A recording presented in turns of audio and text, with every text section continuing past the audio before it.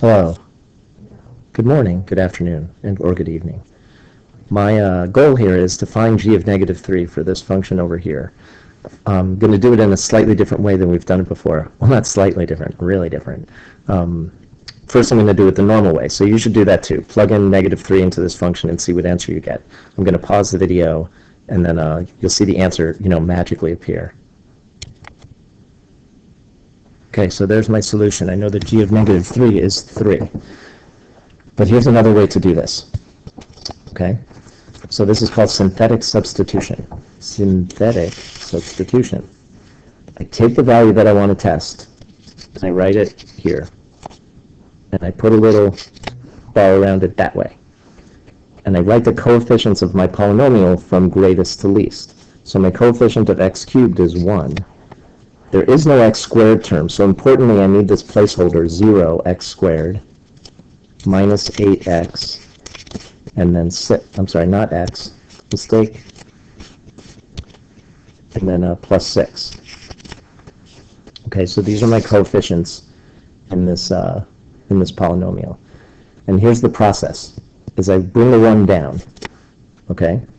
That's where I start. Now I'm going to do the same thing over and over. I'm going to multiply this negative 3 times 1. I get negative 3 and write it here. And then I'm going to add.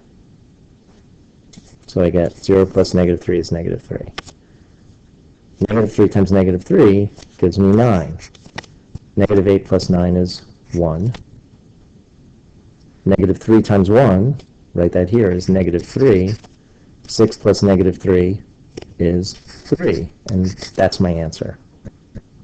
So, ta-da, ta-da, that's my answer. Okay? So what's important here is the process of the multiply, write it here, and add. Multiply, write it here, and add. Keep going. And also to have this placeholder when I need it. Okay, so we'll do one more example. So I want to find x of f of 2. So I'm going to write a 2 here, and then the coefficients 7, negative 3, 1, 5, negative 9. And you can see that they're all here, 4, 3, 2, 1, 0. So I don't need any of those placeholder zeros in here. So I start by bringing the 7 down, and then multiply. 2 times 7, 14. Add. 11. Okay, it's that same process over and over. 2 times 11, write it here, 22. Add. 23. 2 times 23, 46. Add. 51. 2 times 51, 102. 102 plus negative 9 is, according to my calculations, 93. And that is f of 2. So f of 2 equals 93.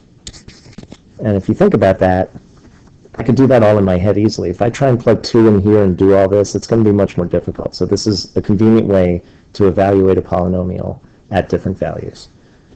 And that's all I have to say about that.